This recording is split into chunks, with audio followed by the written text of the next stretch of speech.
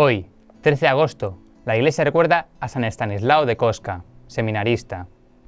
Estanislao nació el 28 de octubre de 1550 en el castillo de Wronskow, muy cercano de la pequeña ciudad de Zasnice, perteneciente al Principado de Mazowsze, Polonia. Fue el segundo de 6 hijos del matrimonio formado por Juan Kostka y Margarita Krycki. Juan Kostka era senador del reino y a partir del año 1564 fue gobernador del castillo. En la actualidad no queda ningún vestigio de las posesiones de los Kostka. La familia de su madre Margarita, originaria de otra ciudad, era bastante conocida y con prestigio en la corte. Los hermanos de Estanislao, por orden del nacimiento, eran Pablo, Adalberto, Nicolás, Ana y la última hermana de la que no se conoce el nombre. La mayor parte de los sucesos ocurridos en su infancia se conocen gracias a las declaraciones de su hermano Pablo. Sus padres, según Pablo, querían que fuese paladines de la religión católica y los instruyeron con cierto rigor en la fe y en los dogmas católicos. Los incitaban a la piedad, modestia, templanza y con su propio ejemplo.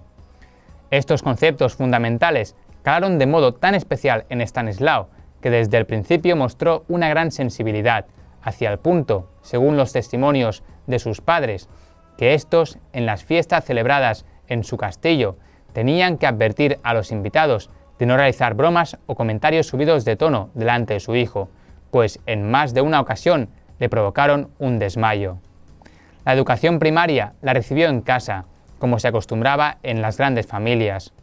Juan Wilinski, joven de nueva familia y talento, se graduó como doctor y llegó a ser canónigo de Polk. Fue el instructor de los chicos. El día 24 de julio de 1564, Estanislao y su hermano Pablo se trasladaron al Colegio Imperial en Viena, junto con Juan Wilinski, y se hospedaron en el internado, contiguo al colegio. Ese año fue decisivo para Estanislao. Su natural inclinación al recogimiento y a la piedad se incrementaron. Añadió una serie de prácticas penitenciales corporales, propias de la época en las órdenes religiosas. El hijo de Fernando I, Maximiliano II, subió al trono polaco. De ciertas simpatías hacia las ideas protestantes y el poco afecto a los jesuitas le llevó a clausurar el internado en 1565.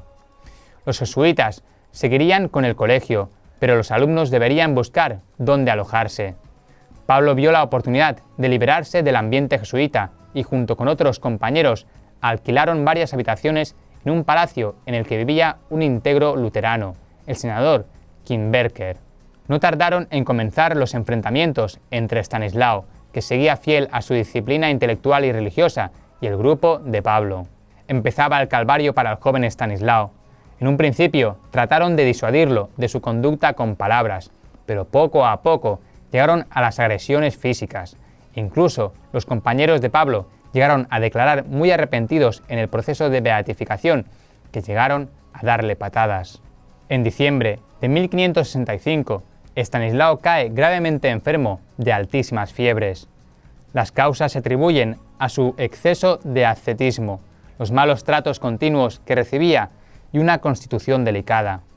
El senador Kimberker se opuso a que un sacerdote católico profanase su casa con el viático, y Estanislao, desesperado, recurre a Santa Bárbara, patrona de la buena muerte. Según el relato de San Estanislao, la santa lo visitó en compañía de 2 ángeles, recibiendo el viático de manos de la mismísima santa. Una noche en que se encontraba algo mejor, vio entrar a la Virgen María con el niño Jesús, el que deposita amorosamente en los brazos de Estanislao. La Virgen le dice: «Ya estás completamente sano. Nuestra voluntad es que entres cuanto antes en la compañía de mi hijo Jesús». Al amanecer, el criado Wilinski y más tarde los médicos comprobaron que el peligro de muerte había desaparecido. La convicción de que la Virgen María le había pedido que ingresara en la compañía de Jesús marcaba su futuro. Tras comunicárselo a su confesor espiritual y este al provincial, el padre Lorenzo Maggio, persuadido del catolicismo de los Kostka, no dudaba en que el padre daría su consentimiento, requisito indispensable para entrar en la orden. Pero el padre Juan Kostka no dio su consentimiento. El futuro de los hijos de los nobles pasaba por dignidades civiles, políticas o altos cargos eclesiásticos, y lo que deseaba Estanislao estaba fuera de lugar por completo. Estanislao hizo voto ante la Virgen de entrar en la compañía. Su hermano Pablo montó en cólera al conocer su decisión y Estanislao ya solo le quedaba una cosa por hacer: huir. La partida de Estanislao tuvo lugar el 10 de agosto de 1567, festividad de San Lorenzo Mártir. Estanislao se desprendió de sus tropas y se vistió como un peregrino, partiendo hacia Ansburgo, donde deberían encontrarse con el provincial de los jesuitas alemanes, San Pedro Canisio. Esto le fue aconsejado por el jesuita portugués Francisco Antonio, quien le entregó a Estanislao una carta de presentación para San Francisco de Borja. Enterado su hermano de la huida de Estanislao, trató de alcanzarlo camino de Habsburgo, pero un prodigio divino hace que pase a su lado sin reconocerlo, aunque Estanislao sí que lo reconoció. Al llegar a Habsburgo, Pedro Canisio no se encontraba allí, así que siguió su camino para encontrarse con él. Una vez lo encontró, Pedro Canisio opta por una decisión intermedia que llamó tiempo de prueba. En el colegio de Dilinga se incorporó como criado. Limpiar los cuartos del internado y ayudar en la cocina fueron sus funciones. Por fin es enviado a Roma para que ingrese allí. De esta manera, poder evitar la persecución de la familia de Estanislao. Llega a Roma el 25 de octubre y le entrega la carta de presentación a San Francisco de Borja, general de la orden. Fue admitido en el noviciado, situado cerca de la iglesia de San Andrés, el 28 de octubre. De los 40 novicios que formaban el noviciado, 4 eran polacos, como nuestro Estanislao. En cuanto llegó a los oídos de Juan Koska el ingreso de su hijo en el noviciado, removió cielo y tierra para impedir que emitiera los votos. Envió cartas recriminatorias y amenazas a su hijo. Trató de buscar influencias que detuviesen el progreso, pero todo fue inútil cuando en los primeros meses de 1568 Estanislao emite los primeros votos. Hay una gran cantidad de testimonios sobre la bondad, atractivo y encendido amor de Estanislao hacia Dios y a la Virgen. También se le adjudican una serie de visiones y queda constancia de su obsesión por la muerte como encuentro final con Dios. El 1 de agosto de ese año, festividad por aquel entonces de la Virgen de los Ángeles, Pedro Canisio tuvo una charla con los novicios. Una de las tesis era la de vivir al día, y en concreto cada mes como si fuera el último de la vida. Estanislao les comentó a sus compañeros a propósito de esa tesis: para todos esta charla es una exhortación de advertencia, pero para mí es la voz de Dios. Voy a morir este mes. El día 10 escribe una carta a la Virgen que oculta en el pecho. Al comulgar el día de San Lorenzo, le pide al santo que el día 15 termine su vida. Cae enfermo ese mismo día, siendo trasladado a la enfermería con una altísima fiebre. El día 14 sufre un desmayo y continúa con náuseas y sudor. A la medianoche recibe tumbado en el suelo por deseo propio la unción de los enfermos. Una luz ilumina su rostro. Se pone a rezar mientras con la mirada recorre a los presentes. El padre Ruiz, maestro de novicios en la casa, se le acerca pensando que Estanislao desea algo. Este le relata su visión.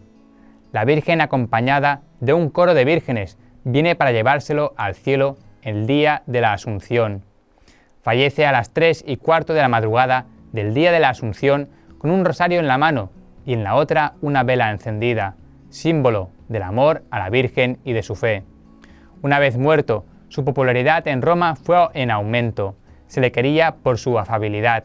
Por parte de la orden se actuó de modo no habitual, como fue el cubrir con flores el cadáver, y por expreso mandato del general, el depositar su cuerpo en un ataúd de madera.